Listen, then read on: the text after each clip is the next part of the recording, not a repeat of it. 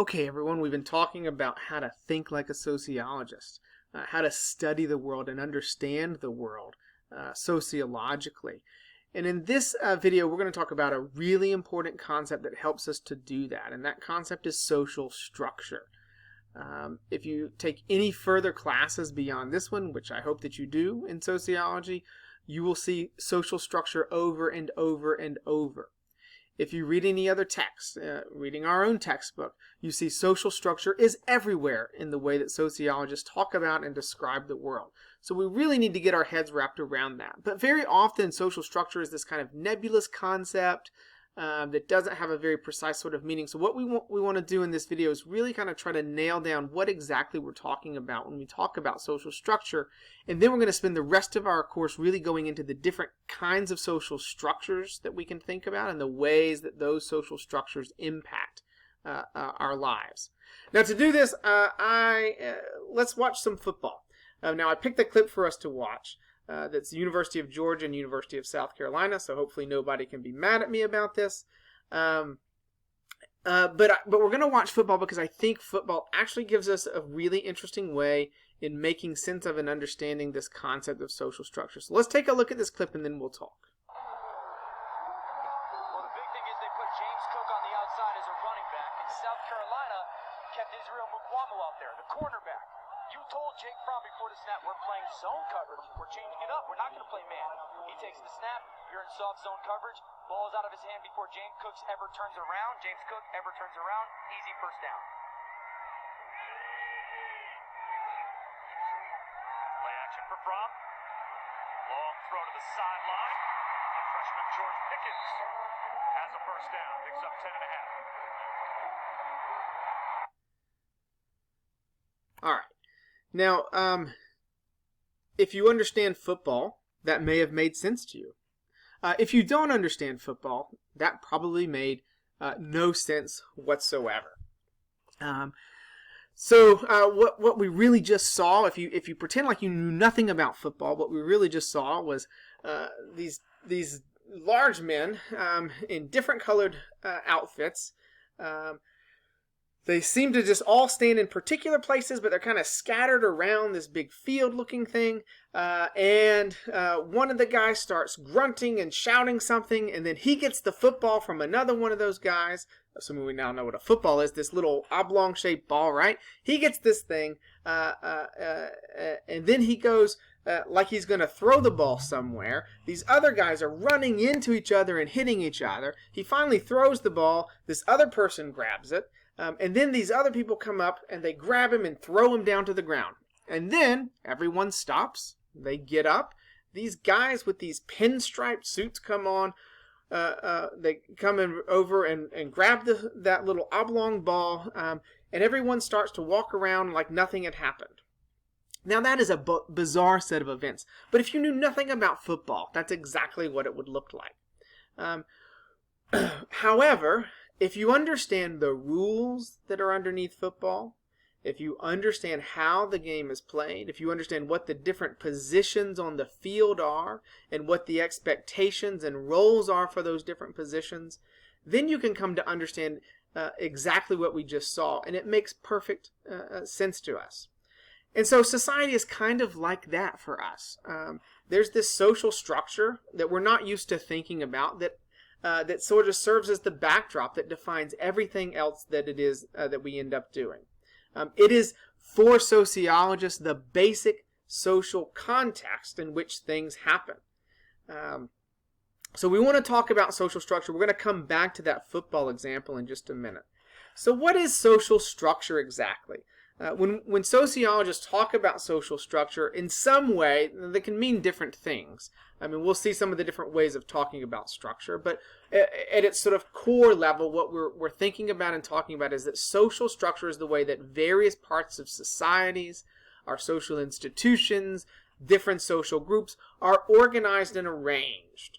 I mean, so when you think about structure, you're thinking about how things get arranged. And if we're thinking about social structure, we're thinking about how it is that our social world gets arranged and organized in particular ways. So let's delve a little bit deeper into what we might actually mean by that. Now, I should say this organization, this structure can do two things. It can create social order for us. It can make meaningful and render meaningful and sort of take what might otherwise be chaos and turn it into social order. And it can simultaneously engender conflict. It can create conflicts between different people within that social order, within that social structure. And we can look at and think about different ways that this might happen. And importantly, sociologists point out that social structure defines limitations for some sets of people and opportunities for other individuals. So it kind of creates boundaries around our world, defining what is and is not possible and how certain things are possible for certain people to do. Okay, so there's two key elements that we want to think about when we're talking about social structure, and those are rules and resources. Rules kind of generate the expectations for people in particular social positions. They create limits to what we can do, but they also to sort of define what we expect from ourselves in a particular social position and what we expect other people who are in other social positions around us to do and how they're supposed to act and engage and interact with the world around them. So in that sense, it provides a kind of normative or rule framework for us to make sense and understand ourselves and our relationships to other people. Structure also provides resources for particular individuals or particular social positions. They generate opportunities for some individuals to do certain things, right? So if they limit the opportunities for some, they can create opportunities for others and provide the means for some people to be able to engage in some behaviors, do some things, achieve certain things within their own lives. So we want to start our understanding of social structure by thinking about how structures provide rules that define what's expected and what's possible, and resources that make it possible for some individuals to achieve some particular goals. Now, social structure is organized, and you should see it as organized through social positions. Right? The core thing that defines a social structure is a set of social positions. And we often refer in sociology to those social positions as social statuses. Being a mother is a social status, right? Being a teacher is a social status. Being a manager of a store, of a retail store, is a social status, right? All of those are social positions that come with certain sets of expectations around them. Now, importantly, I want you to see that you cannot talk about one social position without talking about its relationship to others. So if you take that example of a mother, mother only exists as a social position in relationship to child. If you take the child away, mother goes away as well. Manager only exists in relationship to a set of workers who are subordinate to that manager.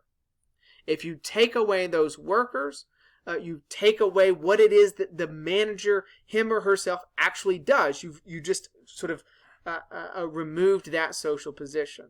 A teacher only exists in relationship to sets of students to whom the teacher is going to teach, right?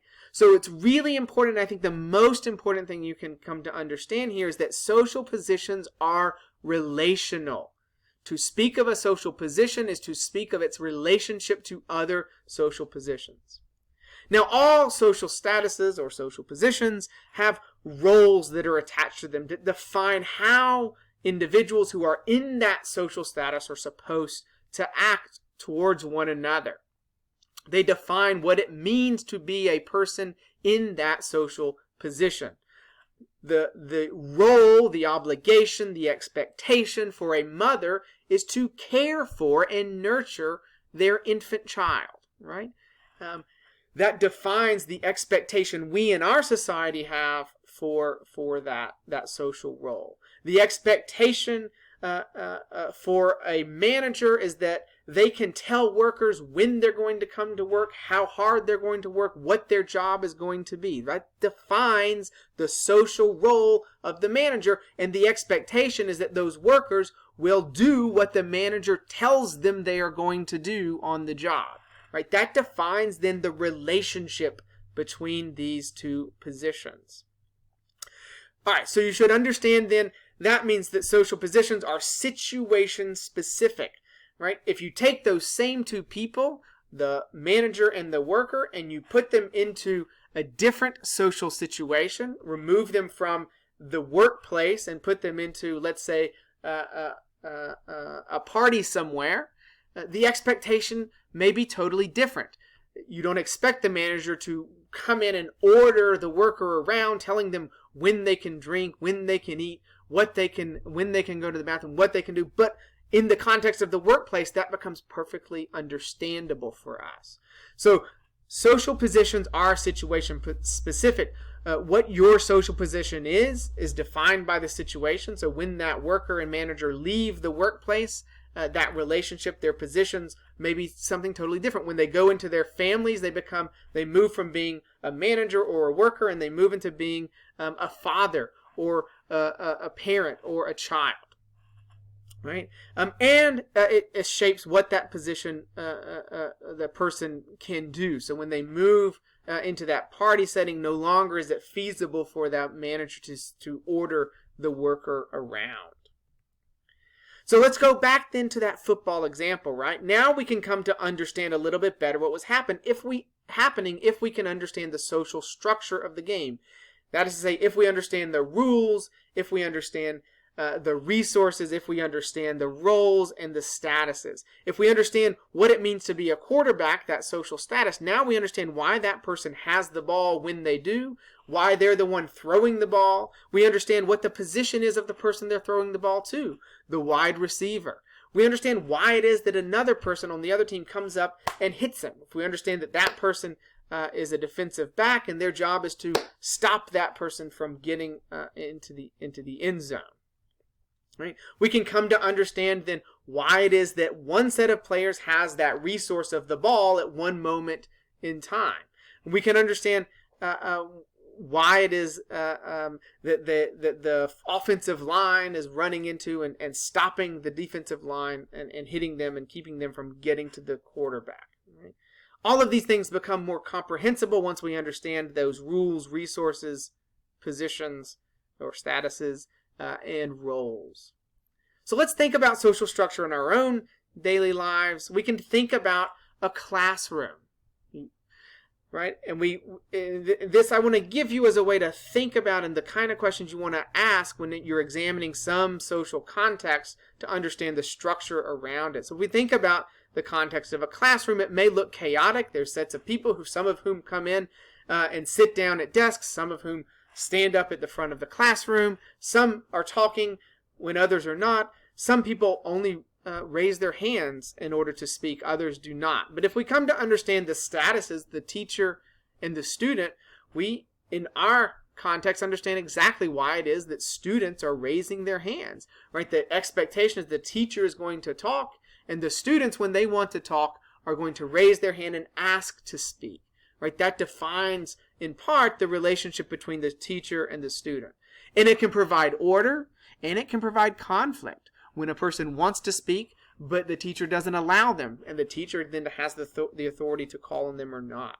What are the associated roles? What are the expectations for teacher and for student in the classroom?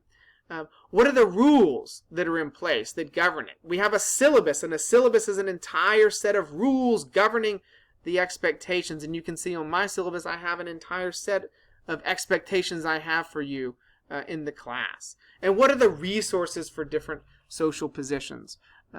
Who gets to have what kind of resources? And you can really begin to think across classrooms in that context, to think about what it is that the resources are at one university compared to another university. What universities have laptops for their students who are going to take online classes and what do not, right? Then we can begin to think about what we're seeing in that context.